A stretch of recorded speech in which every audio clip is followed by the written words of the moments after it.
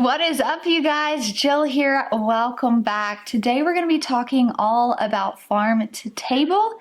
This is my Farmstead inspired cookbook collection, which this video is actually requested, which is really fun. You guys know I am not a chef by any means, but when we are creeping into fall and winter, I get really inspired to take the produce from my backyard and come into my kitchen and curate something wonderful. I love those farm to table recipes, homesteading, cooking, seasonal eating. So most of my cookbooks are those, farm to table style cookbooks because that's how I know how to cook. Nothing fancy, but just good, humble ingredients that make something fantastic. And so I am really excited to share with you guys today my favorite cookbooks, the ones that I go to again and again, the ones that every single fall I've got my cup of coffee and I grab and I just sit down on the couch and I start rummaging through to just get inspired for the new season. So I'm going to share these with you today. Hopefully you have your pen and notebook. You can jot some of these down. I will try to find the links to all of these and put them in the description. However, some of these you guys sent to me, which I really appreciate. So I will try my best to find the links for you guys. But let's jump into my Farmstead inspired cookbook collection. So the first author I want to tell you guys about is Andrea Bemis, and this is really special because I have followed Andrea on Instagram for years. Her and her husband are farmers in Oregon, and well before she ever wrote cookbooks, she had a humble little blog post where she would type up these recipes, some of them which I found in these books, and I would read these and I was just so inspired by what she's doing, and I followed her journey for so long that when she did come out with a cookbook, I was just like, oh yes. And the really cool thing about Local Dirt is, one, and I don't remember the proximity, but everything in this cookbook was bought within a certain mile proximity from where she lives. And she created this whole movement around eating local, which is why her title of the cookbook is Local Dirt. And that really meant a lot to me because I had also followed this journey with her on social media, just kind of raising awareness around this, and then to know that it was a lot of her heart in this cookbook too was really cool. I've made a ton of recipes from here, just very authentic farm to table food, and kind of in an elevated way, but still simple, right? Simplicity is what I think she kind of goes for, like honey and cider baked beans. Okay, well, yeah, it's just a baked bean recipe, but these taste really good. And so I gravitate to a lot of her recipes because one of the things I'm always growing, which is really nice. And so I've always just had most of the time the ingredients readily available on the farm, and then it is just kind of an elevated touch. So this cookbook in particular, Local Dirt, really just encompasses seasonal eating and eating local to you. How do you do that? And she really paints a beautiful picture and encourages you to walk through that. And so this is one of those, I've had to buy this cookbook myself 3 times because someone's come over and they've talked about wanting to be inspired, and I've grabbed this cookbook and I've gave it to them because I'm like, if you want some creativity in the kitchen, you should really check out this book. And so I have gifted my own cookbook, and I'm like, if you find any notes written in there, can you just text me a picture so that I can add it to my next cookbook? But this is one of my favorites. And she also wrote Dishing Up the Dirt, simple recipes for cooking through the seasons. Again, I just think it's really cool that a farmer wrote this. She also has a new cookbook she just came out with, all for feeding your children from the farm, which is really cool. And one thing I like about this is that she does break it up into the seasons, which is nice for me when I am in the kitchen way more during the fall and winter season. I very rarely will ever look through the spring and summer season because I just don't have the time. But I can go through and I can flip and see, all right, what do we have in these fall and winter seasons? And then, yeah, this is one of my favorite ones. I actually did a version of this. It's a honey roasted carrot with yogurt. I did a honey and thyme roasted carrots with the Viper carrots I grow from Haas Tools. I did an entire video on it. That was kind of inspired by this simple recipe I saw, and I was like, you know what, this looks so great. So lots of really good ideas in here. I love that you can go to the season. I love that she is an actual farmer and she just knows how to take those humble ingredients and make them into something just fantastic. So these two are some of my favorite: Dishing Up the Dirt and Local Dirt. So those are two. This one I wanted to share with you guys because I haven't gravitated to this one for a while, but it was really, it's really special to me. And it's the Farmmade Cookbook, Traditional Recipes from American Farmers. And there's 75 homemade bread, jams, pies, and more. This was the first article I ever got to write for, which is really special. And I don't know how they found me. I had no social media presence really at all. And they asked me to do a recipe, and I felt so incredibly honored. And so I have my fermented carrot radish. Oh, here we are. So my fermented radish recipe is in here. And it's so cool. One of the things I love about this, you guys know, I get connected to stories. And you get to put a little segment about who you are and what you do. And so that was so fun to me as I was going through this cookbook, and I could hear about these real American farmers, right? And how they're able to feed their family. And so there is so much stuff. I mean, blackberry pomegranate jam, I have made several recipes out of here, but for me, here's a Baker Creek nasturtium pesto. I've made pesto before. Look how amazing that looks.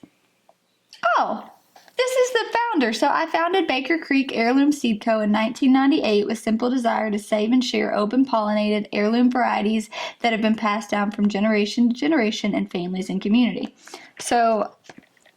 So that's pretty cool, right?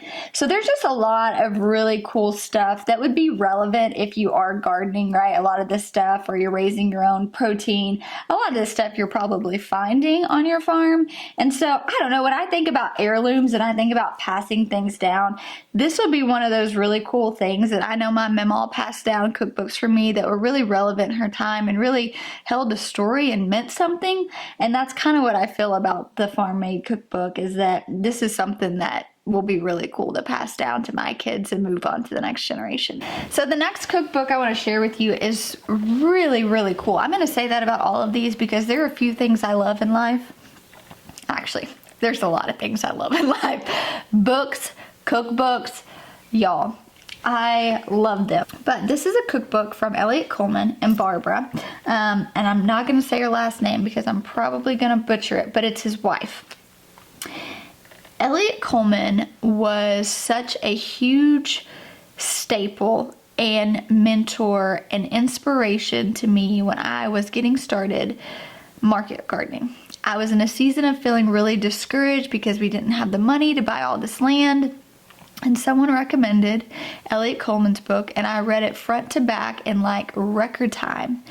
And he encouraged me so much that you are looking for more instead of realizing the potential with less. And that really, really spoke to me. And I have followed Elliot Coleman closely. I have bought every single book that man has ever written. I had the privilege of doing a webinar with him the other day, which just was so cool. So I love Elliot Coleman. And this is really cool because this is called the 4-Season Farm Gardener's Cookbook, okay? From the garden to the table and 120 recipes. But my favorite thing about this is it's not just about food. So you've got Elliot coming in here and like telling you about these different plants, right? So it's great even if you are still wanting to learn. So saving seed from overwintered kale. And so, he's going in and he's teaching. So the whole front half of this book is really talking and teaching about the vegetables that you will learn how to cook in the second part of this book. So here's a parsnip and feta dip. And so then the second half is where Barbara steps in, and it is a cookbook, but it's so cool because he's really kind of prepared you and showed you in the beginning of this book how to successfully grow these things, which I don't know. I just think that that's so cool. So I found this really helpful because there have been a few recipes I've gravitated to, and maybe I haven't grown that crop or that variety before. I can go back into the front of this book and figure out what are his tips on this. What varieties does he recommend? And I don't know, it's just one of those staples that I just think is so cool. and it was so helpful. And it's more than just a cookbook. It's really like when you talk about farm to table, I mean, he is teaching you how to farm it and then how to bring it into your table. And so for me, this really, if you're looking for a farm to table cookbook and you're looking for farm to table recipes, the Four Seasons Farm Gardener's Cookbook really just encompasses so much of that. So I think this is a great one. Next up in my Farmstead inspired cookbook collection, we have got one that was actually sent to me by one of you beautiful souls. So thank you very much if you sent me this cookbook. It is called Earth to Table Every Day, Cooking with Good Ingredients Through the Seasons. And so this is really cool. They own a restaurant, and so they really prioritize buying locally from local farmers. And again, this is a movement I can get behind, right? When I see chefs that are prioritizing buying from local farmers and they choose to write cookbooks, I want to support them because they're in turn supporting farmers, somewhere around the world. And I just think that that's really special. And so there are so many things in here. This is more elevated. So when I am, wanting to try to do something fancy, I have made these mushroom tarts. So check out how divine those are. So I would say this is not like, maybe some of it can be simple cooking, but it's simple cooking with an elevated twist, right? When you think about these are recipes that are being sold in restaurants, you can kind of feel that. But they are, there are some just like, oh, here's a cheeseburger with good local ingredients. But there are certainly some things that I've tried, and it's a little bit of an elevated twist.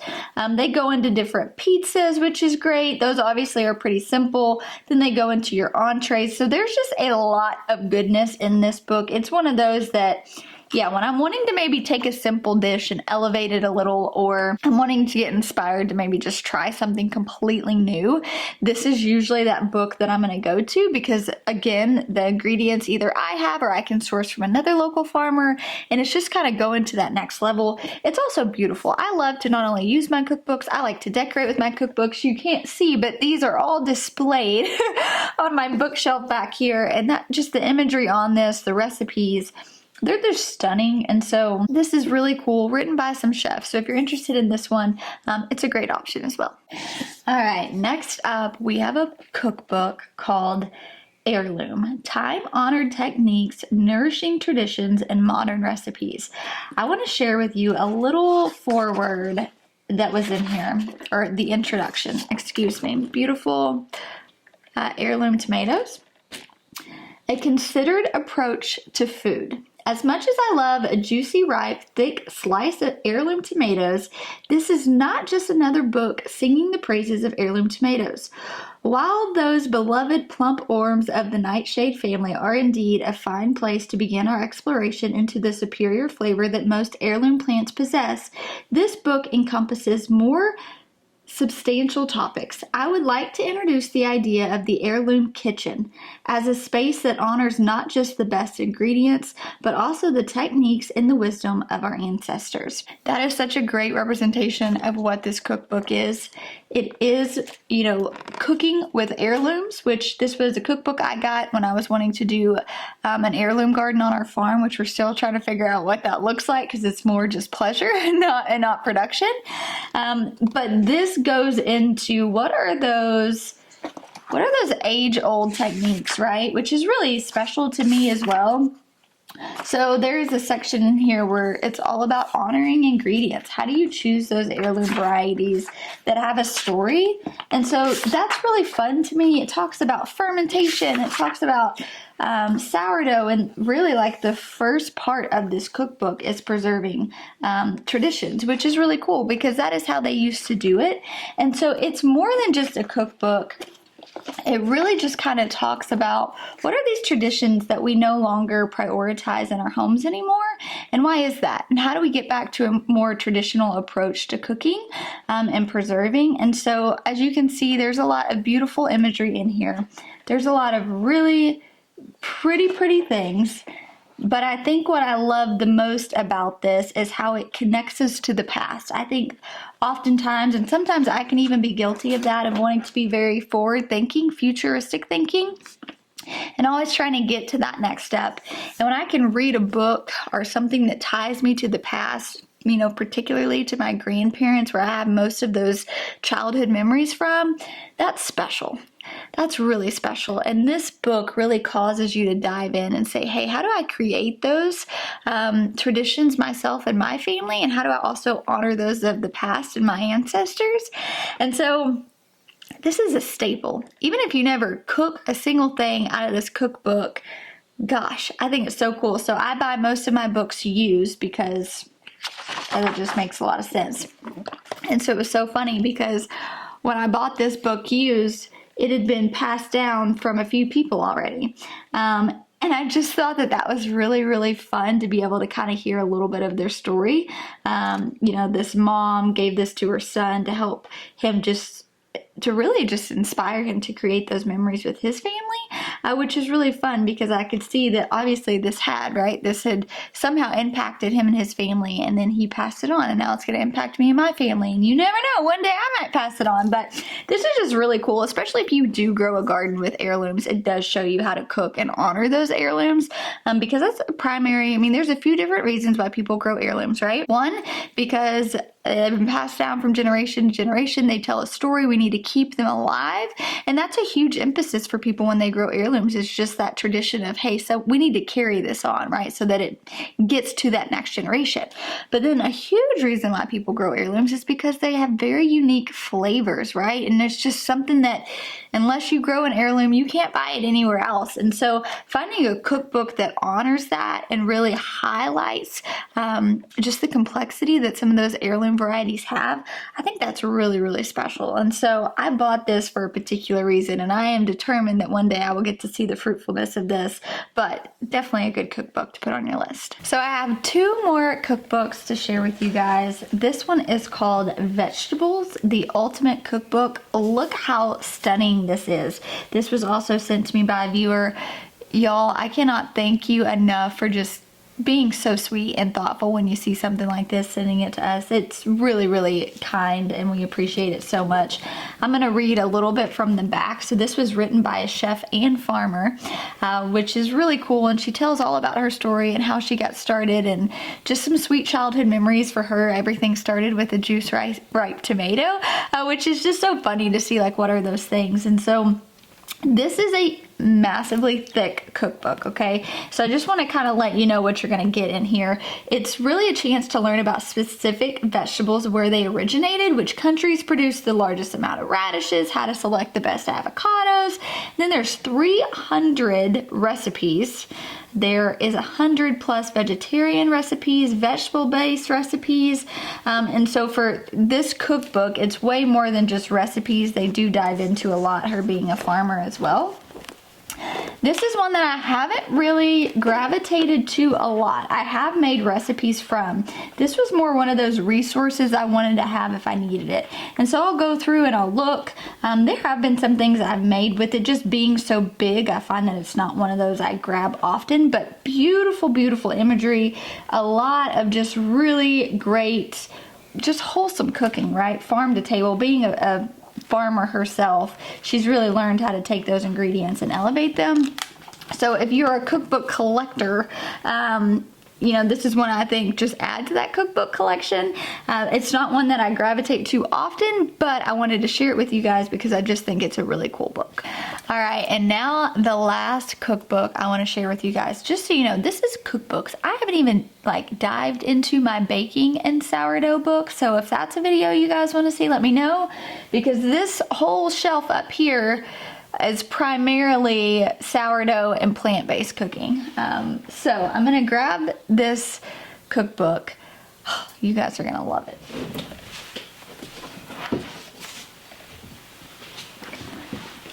All right, so here we have Joshua McFadden's 6 Seasons, A New Way with Vegetables.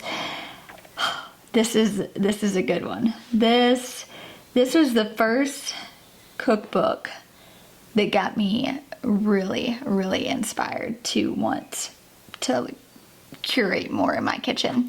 He's got one called Grains with Every Season. I really want to get it. It just like talks about all the different grains. But the really cool thing, let me give you a little backstory on Joshua McFadden, is that he actually I don't want to say intern, but he worked on Elliot Coleman's farm. Oh look, he even got a foreword by Elliot Coleman. So check this guy out. I follow him on all his social platforms. Yeah, so in 2008, he left New York and went to be with Elliot Coleman for a while, and I guess just learn how to cook simple ingredients. I don't remember. It's been a while since I have like read the intro to this book. My favorite thing, something that in my opinion was worth its weight in gold. One, you can see all the pretty colors on the side. It breaks it up into seasons, but you'll find that it's not just 4 seasons like most people, it's 6 seasons. And so we're gonna walk through that. One of the things I found the most valuable about this cookbook, especially from someone like myself who didn't learn how to cook as a kid, right? I have very much been teaching myself as an adult. Nathan has been so kind and he tries to teach me, but you know, someone who doesn't have that staple, just kind of, you know, from childhood or whether just learning myself, this is so helpful.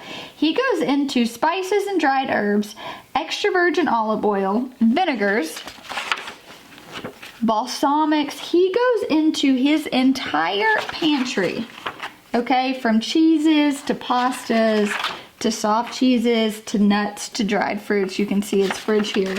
You want to know the coolest thing is he tells you how to stock your pantry, your fridge, with all of the best things to really kind of set your dishes apart. So he doesn't just tell you how to stock your pantry, he gives you links and resources. I remember the first flaky sea salt I ever bought was referenced in this cookbook, and he told me, you know, Jacobson salt, and so I went and placed an order, and he was right. My sourdough has never been the same. It is the best salt ever. And so that's been really helpful for me, like him just being so open about where he gets things and how you just stock your pantry really well. You have got spring. Season number 2 is early summer, which is so true. And then you have midsummer. You've got late summer, fall, and then winter. And that could not be more true, right? Because what's growing in August and what's growing in June are vastly different. And so I love that he truly honors the ingredients. There have been so many tips and tricks and techniques and recipes. I mean, this is one of those cookbooks that I grab all the time. This is also one of those cookbooks that this is like the 4th time. I had a viewer send me one. I've bought 3 because I've given them away, because this cookbook will change your life, literally. If you get inspired by stuff like this. I actually bought this one used. It came from the Seattle Public Library. But it's so good. It's so good. And if you grow a garden and you just like, I mean, it inspires you, right? I feel like when you look through a seed catalog and you just get so inspired, if you like to take the produce that you grow and really just make those farm to table recipes, just have that authentic cooking. A cookbook needs to inspire you. A cookbook needs to spark your curiosity. For me, when I go through this cookbook, I don't just think about curating in the kitchen. I envision planting that seed. I envision what it looks like out in the garden, then when I'm harvesting it and bringing it inside. And this cookbook has caused me to be so creative. Some of my best work has come out of this cookbook. That's exciting to me. That's really, really special. And my hope is that today, just sharing my cookbook collection, it inspires you guys too to really eat seasonally, learn how to grow with the seasons, and eat and cook with the seasons. We talk about this a lot, and it's not always convenient, right? And I feel like going back to that Heirlooms cookbook, convenience wasn't a thing they used to do. Back in the day when my papa was a kid and when he was growing up, Nothing was rooted out of convenience. It was rooted out of intention. And that is what I hope to curate in my home, is an intentional home where I pause, where I plant that seed. I take my kids outside with me, we harvest, and we curate memories in the kitchen that even though I didn't have those staple memories, I'm creating that for them. And then one day they get to pass that on to their kids. And that's really what I'm doing. I'm creating a legacy on this farm and in my kitchen, and just memories for my children.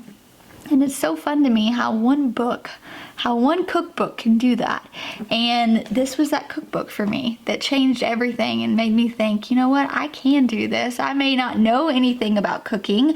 I may have not been taught these staples growing up, but I get to make the difference and say, hey, guess what? I'm gonna make a meal maybe 30 times until I get it right, but I'm willing to at least try again and again because it inspired me so much.